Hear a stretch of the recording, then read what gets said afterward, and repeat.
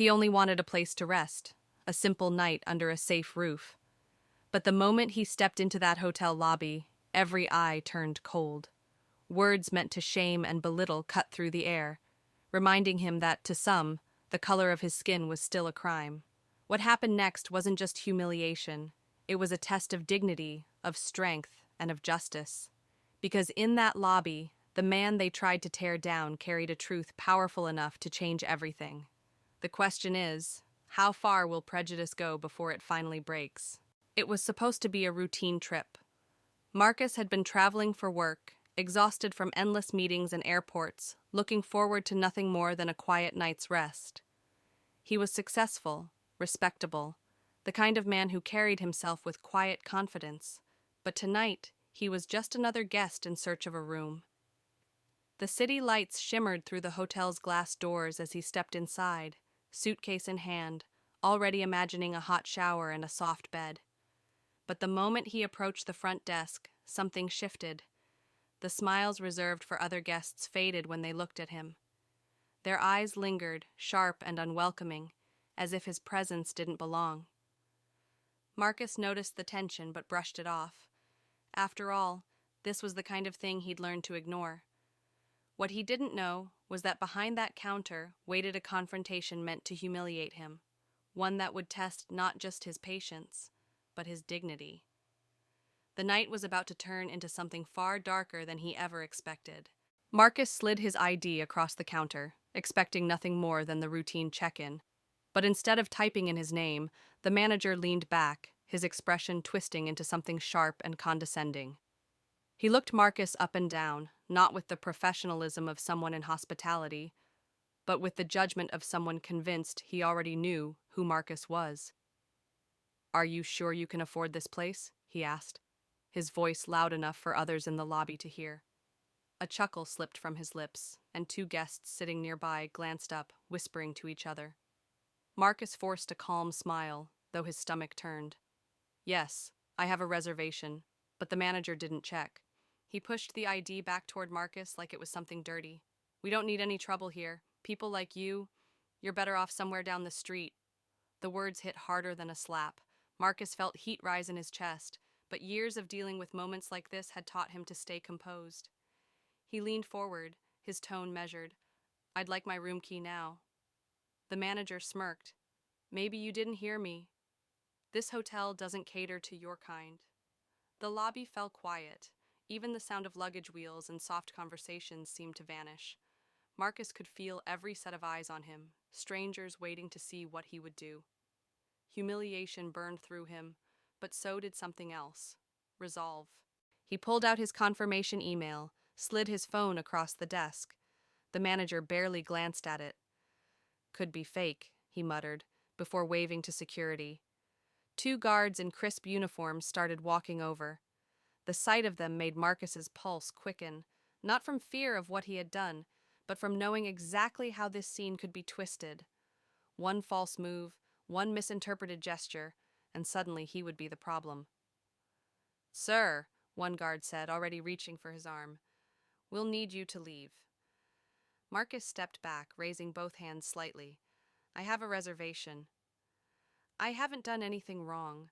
His voice was steady, but his heart hammered in his chest. The crowd had grown. Some guests looked away, embarrassed. Others recorded quietly on their phones. A woman shook her head, whispering, "Unbelievable." The manager, satisfied with his power, leaned forward and hissed, "Not in my lobby." Not ever. For a moment, Marcus considered walking out, just letting it go, as he had so many times before. But something inside him refused. Not this time. Not here. He met the manager's eyes, steady and unflinching. "Are you sure you want to do this?" he asked quietly. The question wasn't just a challenge, it was a warning, and though the manager laughed, brushing it off as arrogance, he had no idea just how much weight those words carried. Because the truth, the one that would turn this entire night upside down, was still waiting to be revealed. The security guard's grip tightened on Marcus's arm, pulling him back from the counter as if he were a criminal caught in the act. Gasps rippled through the lobby. His suitcase toppled, scattering papers and clothes across the polished floor, but no one rushed to help. Instead, phones lifted higher, recording every second of his humiliation. Marcus's chest heaved as he tried to steady himself. "I've done nothing wrong!" His voice cracked, not from weakness, but from the weight of years carrying the same fight. Still, the guard shoved him toward the door, the manager smirking like justice had already been served. "Out!" the manager barked. "Or we'll call the police." The word police froze Marcus in place. He'd seen too many stories, men like him ending up bruised, broken, or worse, for nothing more than existing in the wrong space. His hands trembled, not from fear of guilt, but from knowing how quickly truth could be twisted into threat. The lobby's silence was suffocating. He locked eyes with a little boy sitting in the corner with his family, watching wide-eyed, confused why a man in a suit was being dragged out like a criminal. That look, innocence meeting injustice, cut deeper than any insult. Marcus drew in a sharp breath. He wasn't just fighting for himself now. He was standing in the middle of a story bigger than one hotel, bigger than one insult. And if he walked out quietly, the message would be clear. Racism wins again. He planted his feet firmly, refusing to move. "Call them," he said, voice steady, resonant. "Call whoever you want. But before you do, you should know exactly who you're throwing out." The guard hesitated. The manager scoffed, rolling his eyes. But the crowd leaned in, sensing something shift, something they weren't expecting. Because Marcus wasn't just another guest. He was the man who held the keys to their future. And the truth, about to be revealed, would turn this humiliation into the hotel's greatest reckoning. The room fell silent as Marcus pulled a document from his jacket pocket, placing it firmly on the counter. It wasn't a reservation confirmation. It was ownership papers. Proof that he wasn't just a guest, but the man who had recently purchased the entire hotel chain. The manager's smirk vanished, his face draining of color. The guards froze, unsure of their next move. Around the lobby, the whispers shifted. Shock, disbelief, then a wave of applause from those who understood the gravity of what had just happened. For Marcus, it wasn't about revenge.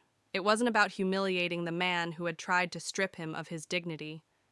It was about showing that dignity never belonged to the manager in the first place. It belonged to him all along. But as he stood there victorious, the weight of the moment pressed on him. Yes, he had power. Yes, he had exposed the ugliness of prejudice. But how many others, without ownership papers, without influence, without witnesses, had walked into lobbies like this and been silenced, thrown out, or worse? This wasn't just one man's triumph. It was a reminder that racism doesn't vanish when the papers are signed or when a single bigot is exposed. It lingers in glances, in words, in systems that decide who belongs and who doesn't. Marcus didn't smile as he walked away. He didn't need to. His presence alone told the story. And that story is still being written today, by every person who refuses to accept humiliation as normal, who stands up even when it costs them. So the question remains, how many more lobbies, how many more lives, before we stop pretending racism is just the past and start treating it as the urgent fight of our present?